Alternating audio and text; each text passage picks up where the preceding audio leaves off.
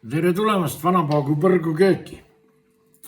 Ma siin hiljaaegu müterdasin hakklihaga ja siis tuli selliseid pisikesi neid kotlette, lihapalle tuli päris palju. Osad sain siin tehtud nii tomatikastmega kui niisama leiva peale lõigata. Aga siis ma vaatasin, et üritaks teha ühte sellist värki, mis on üldiselt teistmoodi tehtud. On tehtud täidetud paprikat hakklihaga, sinna pannakse riisi ja mida kõike veel. Aga mina nüüd tahan neid lihapalle ära kasutada. Ja mõtlesin, et äkki ma virutaks neid lihapallid hoopis paprikasse. Selleks on mul selline, siin on tehtud selline kaste. Siin on till ja puljong on segatud hapukoorega. Siia siis panen nüüd natukene sisse, tead mida? Ma panen siia natukene sisse mädarõigast. Et kuidas see asi toimiks, siis kuidas ta mulle maitseks. Siin on seda mädarõika vedelikku, seal on ka selline päris hea. Et panen desertlusikatäie. Desertlusikatäie mädarõigast. Vähem, panen 2. Nii. Siin puljongis on juba sellised soolad, piprad ja sellised maitseained on olemas. Segame selle ära, see jääb siis nüüd natukeseks ajaks siia tõmblema. Veel panen Worcesteri kastet teha selliseks natukene vürtsilisemaks. Paneme seda ka siia, desertlusikatäie. Nii, need on nüüd olemas. Järgmine asi, mis on sul, kui sa muidugi mõtled seda värki proovida, siis ma soovitan sulle siukest asja. Vaata, mul on siin küpsetatud paprikad. Need on selle gaasitulega on lastud nagu natukene üle, et nad on vähekene pehmemad, kui nad on tavaliselt. Ja siis panen siia need lihapallid sisse, nii palju kui mahub. Ega pallid on päris suured, aga enne ma panen siia põhja natukene praetud sibulat. Praetud sibulat, iga paprika siia põhja. Kas ta nüüd midagi annab, aga ega ta teda asja hullemaks ei tee, et igaks juhuks, nagu munk. Et võib olla igaks juhuks. Okidoki. Nii, siis hakkan siia panema neid lihapalle. Paneme siis need, kuna tal on siin väiksed sellised kambrikesed, siis paneme igasse kambrisse ühe lihapalli. Nii. Siis paneme siin natukene seda vedelakku siia sisse. Nii.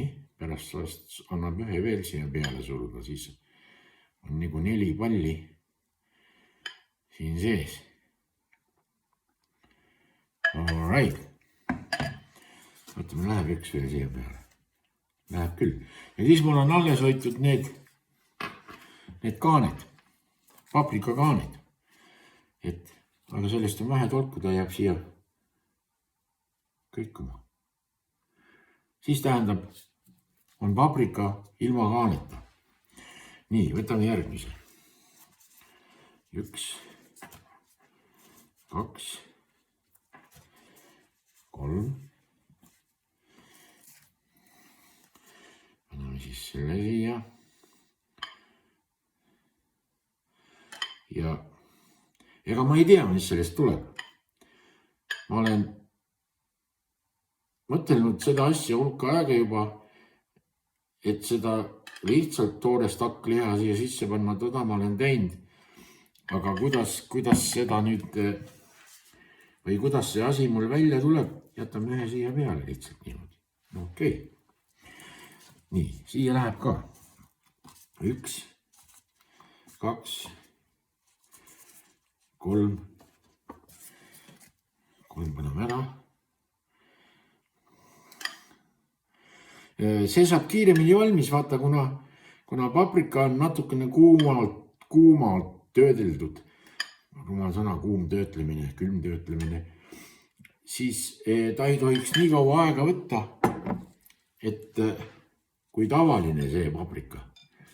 Ja selle ma nüüd mõtlen niimoodi teha, et ma võtan, mul on siin üks selline vann või mis ta on, vann või kauss või vaagen, olgu ta, mis ta on.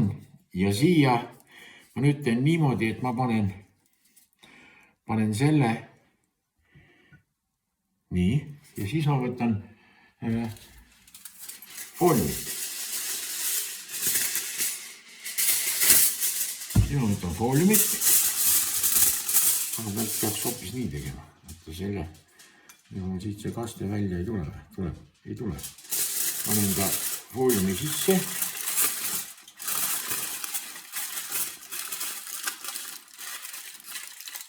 Nii, ja siia 1.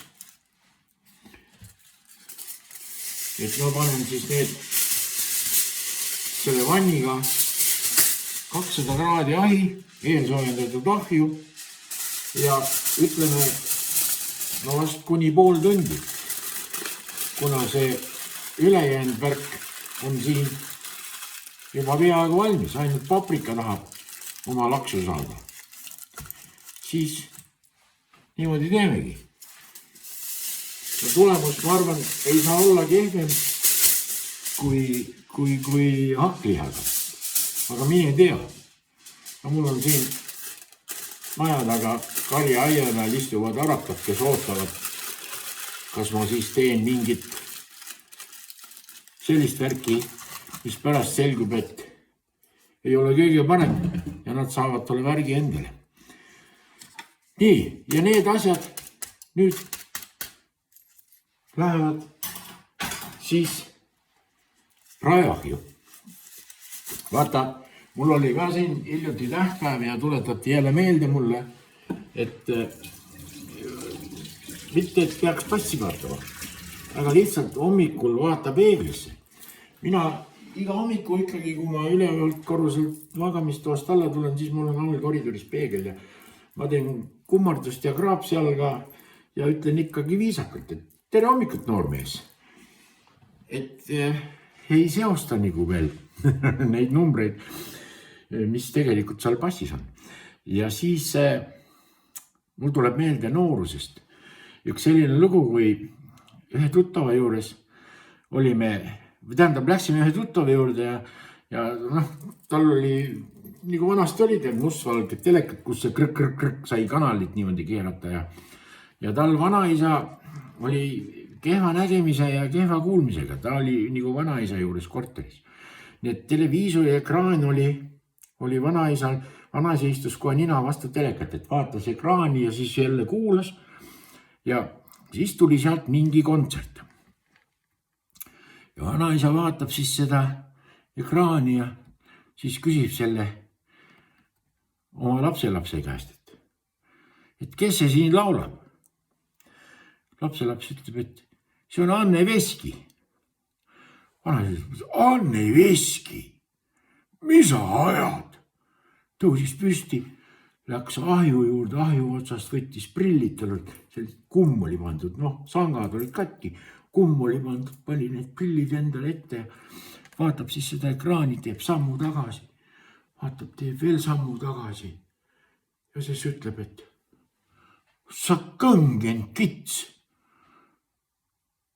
Kuule, Anne, oled sa ikka alles vananenud. Et me ennast ei näe, me näeme teisi. Nii et kui teile selline asi huvi pakkus, kas te võite võib-olla proovida frikadellidega näiteks, et ostad poest valmis frikadellid, aga toon ju nagu toores hakkliha, et frikadellid pruunista enne ära ja siis laadi need paprikasse ja vaata, mis välja tuleb. kui midagi välja ei tule, loodusesse tagasi. Kõige paremat teile ja küll me kohtume.